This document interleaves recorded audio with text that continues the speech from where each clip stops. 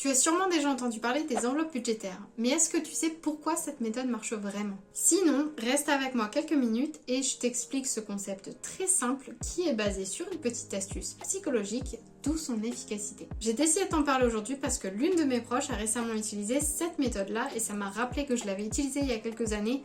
Ça avait plutôt bien marché. Et donc cette personne-là a pu renflouer son livret A grâce à cette méthode-là, ce qui lui a permis de refaire son fonds de précaution. Et si tu ne sais pas ce que c'est un fonds de précaution, je te mets une vidéo là à regarder juste après parce que je pense que c'est vraiment la première base de ta sécurité financière. Le lien sera aussi en description. Déjà le pourquoi. Pourquoi cette méthode elle fonctionne? Depuis les années 90, il y a pas mal de chercheurs qui se sont penchés sur la psychologie derrière les différents moyens de paiement. Que ce soit argent liquide, carte de débit, carte de crédit, bon d'achat, etc., etc. Leur objectif était de découvrir les différences de consommation des personnes selon la méthode de paiement qu'ils utilisaient. Résultat? Eh bien il se trouve que si tu payes en liquide, tu as tendance à moins dépenser que si tu payes par carte bancaire. La raison est simple et c'est justement là qu'arrive cette petite astuce psychologique dont on a parlé tout au début de la vidéo. Lorsque tu payes en liquide, tu vas échanger un produit ou un service contre des billets ou des pièces de monnaie. Essentiellement, tu donnes quelque chose de physique qu'on ne te rendra pas. Donc il y a bien une notion d'échange. Tu vas donner quelque chose, recevoir quelque chose. Donc tu perds quelque chose dans le processus. Et c'est cette notion de perte-là qui va créer une sorte de détresse psychologique. Ce qui va faire que ton cerveau va réaliser davantage qu'il vient de donner de l'argent qu'il ne reverra pas. Donc tu réalises plus que tu es en train de dépenser de l'argent. Alors que quand tu payes par carte bancaire, à aucun moment ta carte ne quitte tes mains. Par exemple, tu as la machine, ta carte, tu bipes, elle est toujours dans tes mains. Donc tu n'as pas cette notion d'échange où tu donnes quelque chose, on te rend quelque chose et que tu perds quelque chose dans le processus. Sans ce concept d'échange, tu n'as pas cette notion de perte et donc pas non plus cette notion de détresse psychologique lorsque tu payes en carte bancaire. En payant par carte, en fait, ton cerveau réalise moins que tu viens de dépenser de l'argent. Donc tu te retrouves souvent à faire des achats plus impulsifs. Une étude publiée en 2011 a d'ailleurs démontré que l'utilisation de la carte bancaire plutôt que de payer en liquide te rend susceptible de dépenser 56% plus dans des achats impulsifs. Si tu veux tester ça toi-même, je te recommande la prochaine fois que tu vas pour faire des courses ou un restaurant ou quoi que ce soit, de payer en liquide et regarde si tu ressens cette notion de détresse psychologique plus que si tu avais payé avec ta carte. Tu verras, c'est assez bluffant. Quels sont les avantages de cette méthode? Si tu as des difficultés à gérer ton budget ou certaines catégories de dépenses dans ton budget et que tu règles beaucoup par carte bancaire, eh bien tu pourrais considérer d'utiliser cette méthode de façon temporaire ou plus permanente si ça te convient mieux. Ça peut très bien être juste le temps de prendre des bonnes habitudes ou alors si tu vois que cette méthode-là te convient bien, eh ben n'hésite pas à la garder. Voici la liste de quelques-uns des bénéfices de cette méthode-là.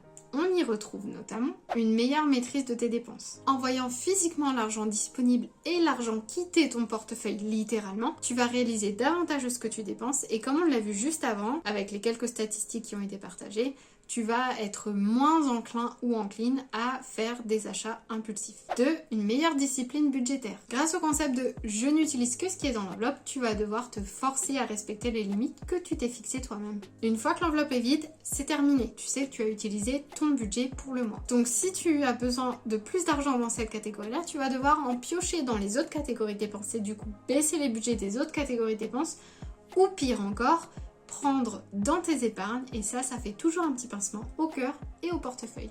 Numéro 3, une tendance à faire plus d'économies. En fin de mois, l'argent qui n'a pas été dépensé et qui est resté dans les enveloppes peut être épargné, investi ou alors remis dans le budget du mois suivant. Personnellement, et ce n'est que mon avis, je pense que c'est un petit peu compliqué d'utiliser cette méthode pour l'entièreté de son budget, notamment à cause du nombre de paiements dématérialisés de nos jours. Cela dit, je pense que ça peut être une super idée à tester si tu as tendance à exploser ton budget dans certaines catégories de dépenses. Par exemple, si tu sais que tu sors beaucoup, que tu aimes bien aller manger au resto, ou alors que tu aimes bien faire la tournée des bars avec les copains, et que du coup tu as tendance à exploser le budget sortie et resto, alors tu pourrais considérer l'idée d'utiliser les enveloppes budgétaires simplement pour cette catégorie-là. Si en plus de cette catégorie-là, tu as aussi tendance à dépenser beaucoup en vêtements et accessoires, Alors n'hésite pas à faire la même chose et ajouter une deuxième enveloppe pour la partie shopping. Et auquel cas tu utilises la méthode des enveloppes budgétaires pour shopping et sortie. Bref, cette méthode, elle s'adapte à toutes les situations, que tu veuilles l'utiliser pour l'entièreté de ton budget ou certaines catégories seulement. J'ai moi-même testé cette méthode-là au début de ma carrière professionnelle. Je sortais de mes études, je gagnais 18 000 par an dans mon premier job et j'habitais à Londres, donc mon loyer représentait 65% de mon salaire. Donc une fois qu'on a ajouté les courses, de quoi vivre et puis les transports, il restait plus grand chose pour les sorties. Seulement vu que je venais d'arriver à Londres, j'avais envie de rencontrer un peu de monde parce que je connaissais personne. Donc je me faisais ma petite enveloppe au début du mois avec mon budget sorti et j'utilisais ça pour le mois pour gérer mes sorties au fur et à mesure du mois. Ça m'a permis d'éviter de prendre sur mes économies à l'époque, alors ça a plutôt bien marché pour moi. Si tu ne connaissais pas cette méthode, voilà comment ça marche. Le principe est simple, mais ça demande un petit peu d'organisation. Étape numéro 1, tu vas devoir tout d'abord analyser ton budget. Tu auras besoin de regarder tes revenus et salaires et tes dépenses mensuelles. Si tu n'as pas de budget, je te recommande d'en faire un. Et si tu ne veux pas ou que tu n'as pas le temps de le faire, tu peux aussi très bien aller sur ton compte et regarder les dépenses et les entrées d'argent directement là-bas. Deuxième étape, en fonction de cette analyse, tu vas définir des catégories de dépenses. Comme par exemple l'alimentation, les transports, les loisirs, les sorties au restaurant, ton loyer ou ton prêt immobilier, tes dettes si t'en as, etc., etc. Alors tu vas voir que tu auras des dépenses fixes, donc c'est quelque chose qui est toujours le même montant tous les mois, comme par exemple ta souscription à Netflix, à la salle de sport, ou bien ton loyer. Et tu vas aussi avoir des dépenses qui sont plus variables, comme par exemple tes courses, l'essence que tu vas mettre dans ta voiture, tes factures de gaz, électricité, etc.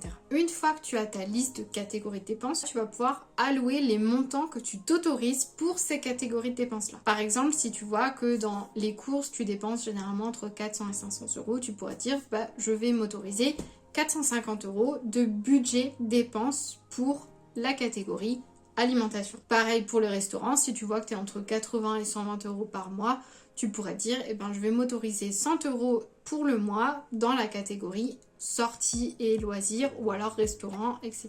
Et ainsi de suite pour toutes les autres catégories. Étape numéro 3, une fois que tu as ta liste des catégories de dépenses et les montants alloués à chaque catégorie que tu as définie, c'est là où tu vas aller chercher tes petites enveloppes ou tes petites pochettes. Une fois encore, ça va être à toi de décider si tu veux faire l'entièreté de ton budget comme ça ou simplement certaines catégories. Selon ce que tu choisis, tu vas avoir besoin d'une enveloppe par catégorie que tu souhaites budgéter via des enveloppes budgétaires. Donc si tu veux faire les deux catégories qu'on a vu tout à l'heure, tu auras besoin de 2 enveloppes. Si tu veux faire l'entièreté de ton budget, tu auras peut-être besoin de 10 ou 15 enveloppes. Une fois que tu as tes enveloppes, tu vas marquer sur chaque enveloppe le nom de la catégorie et le budget autorisé ou alloué à cette catégorie-là. Étape numéro 4, tu vas aller retirer en espèces le montant total de toutes les catégories que tu souhaites budgétiser via les enveloppes. Une fois que tu rentres chez toi, tu vas mettre le montant alloué à chaque catégorie dans l'enveloppe attitrée. C'est-à-dire, tout à l'heure, on parlait des courses à 450 euros. Tu prends 450 euros en liquide, tu le mets dans l'enveloppe alimentation avec le budget marqué 450 euros dessus. Pareil pour les restaurants, tu vas prendre 100 euros, tu vas le mettre dans l'enveloppe restaurant, sortie ou loisir et marquer budget 100 euros dessus. Tu fais ici ce qu'on appelle une allocation des fonds. Étape 5. Et voilà, il ne te reste plus qu'à utiliser ces enveloppes-là pour régler en espèces à chaque fois que tu dépenses dans l'une des catégories que tu as fait via les enveloppes. Donc tu vas régler le montant en liquide et tu mets le change dans l'enveloppe de nouveau. Et une fois que l'enveloppe est vide, comme on l'a vu tout à l'heure, tu sais que tu as atteint ton budget pour le mois et c'est terminé. Petit bémol, attention d'un point de vue sécurité, je ne te conseille pas du tout de garder l'ensemble de l'argent liquide et les enveloppes sur toi constamment. Là encore, essaie de t'organiser. Si tu sais que tu vas sortir faire des courses ou faire un resto, prends l'argent que tu penses avoir besoin. Par exemple, tu te dis je vais prendre 150 pour les courses et 40 euros de restaurant. Tu mets ça dans ton portefeuille. Tu vas faire tes courses et tu mets le change de nouveau dans les enveloppes. Si ça peut t'aider, tu peux aussi, avant de partir, laisser une note dans l'enveloppe. Ah j'ai pris 150 euros dans l'enveloppe course et j'ai pris 40 euros dans l'enveloppe sortie. Comme ça, tu sais combien tu as sorti d'argent le jour où tu es parti avec et le soir même, tu remets le reste de l'argent que tu n'as pas dépensé dans les enveloppes. Comme tu le vois, ça demande un petit peu d'organisation. Mais si ça te permet de reprendre ton budget en main ou même de prendre tes bonnes habitudes, Je pense que ça en vaut la peine. Et voilà, tu sais tout sur le pourquoi tu commandes. N'hésite pas à laisser un petit commentaire si tu as déjà testé cette méthode ou que tu vas la tester parce que rappelle-toi que tes retours pourraient bien aider quelqu'un aussi. Merci de ton passage et à très vite.